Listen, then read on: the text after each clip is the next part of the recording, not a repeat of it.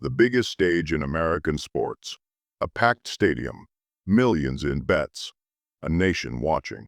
But that year, the championship was not just lost, it was sold.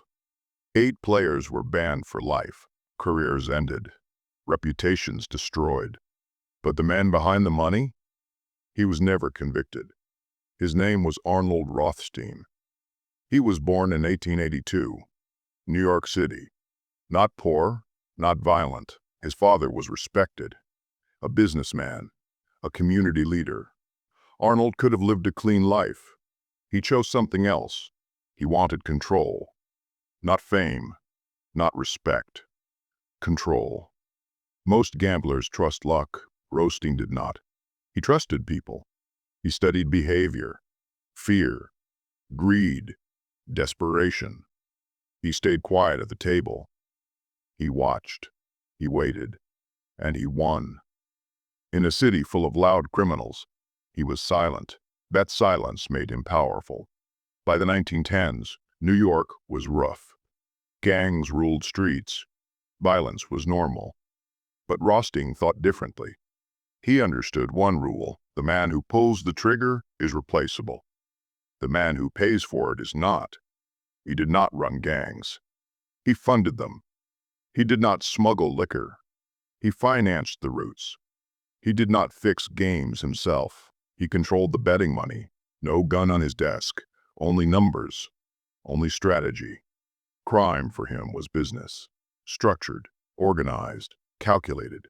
But shadow empires carry risk, and in 1919, that risk exploded. The Chicago White Sox were strong. They were expected to win. But inside the team, there was anger, low salaries, resentment, frustration, and where there is anger, there is opportunity. Several players agreed to lose on purpose, to throw the World Series. But they needed money, a lot of money. Many believe that money came from Rothstein. He did not meet the players. He used middlemen, layers of protection, distance. Then the games began. Strange errors, missed catches, bad decisions. The Cincinnati Reds won. At first, it was rumor, then investigation.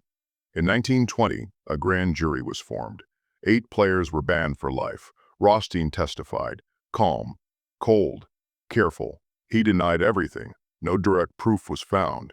He walked free, legally innocent. But his name was now tied to scandal. Forever. Then came prohibition. Alcohol became illegal. Demand did not disappear. Speakeasies opened everywhere. Bootlegging exploded. Rothstein adapted. He did not carry bottles. He funded operations. He invested in networks. He expanded into gambling, into narcotics financing.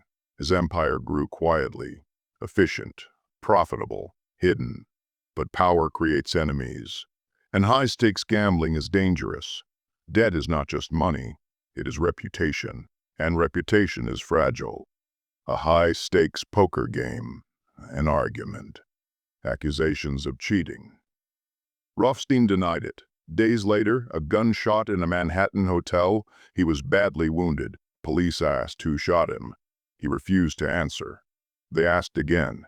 Silence. Even at the end, he protected the code. He died days later. No confirmed conviction. Arnold Rothstein was not loud. He was not flashy. He was not reckless. He was disciplined, strategic, cold. He changed organized crime. He turned chaos into structure. He turned violence into finance. And he proved something dangerous. Sometimes the most powerful man in the room is the quietest one. Arnold Rothstein looked untouchable. He survived scandal. He avoided prison. He outplayed rivals. His empire was strong. But power can crack. Sometimes suddenly. September 1928, Park Central Hotel, Manhattan. A private poker game, high stakes, experienced players, big money. The game lasted for days. Cards turned. Smoke filled the room. Money shifted quietly. But this time, Rothstein kept losing, hand after hand. The final debt was massive, $320,000, millions in today's value. Rothstein believed the game was rigged. He accused others of cheating, and he refused to pay. In his world, that was dangerous, very dangerous. Unpaid debt meant disrespect. Disrespect meant weakness. Weakness invited violence. November 4th, 1928, room 349, Park Central Hotel.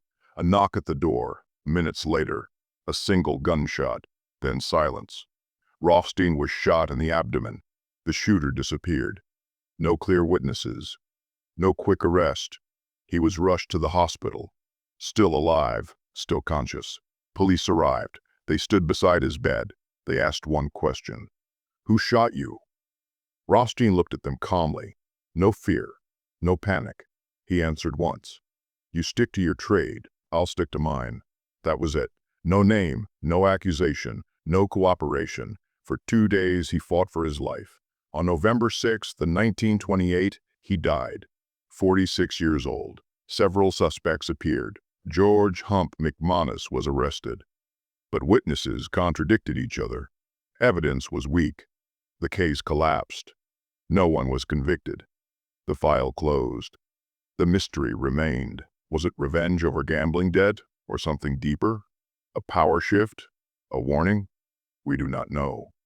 Because Rothstein chose silence. Even at the end, he was never convicted in the 1919 World Series scandal. Proof was debated, evidence incomplete, but his influence was undeniable. Before Rothstein, crime was chaotic, territorial, violent. After Rothstein, crime became organized, structured, financial, strategic. He treated crime like a corporation. Money first, force second.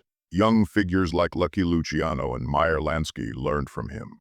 They refined his system. They expanded it. The modern mafia reflected his blueprint. His legacy was not noise. It was structure. He survived scandal. He survived investigation. He survived rivals. But he did not survive doubt. A poker table, a dispute, a gunshot. His empire did not fall in court. It ended in a hotel room. Picture the hospital room. Dim lights.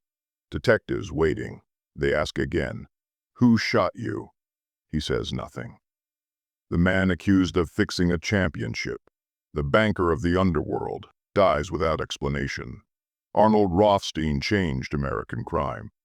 He replaced chaos with calculation, impulse with structure. He proved something powerful. Power does not need to shout. Sometimes it moves quietly, through money, through silence, through shadow. And in the end, even the smartest strategist cannot control every outcome.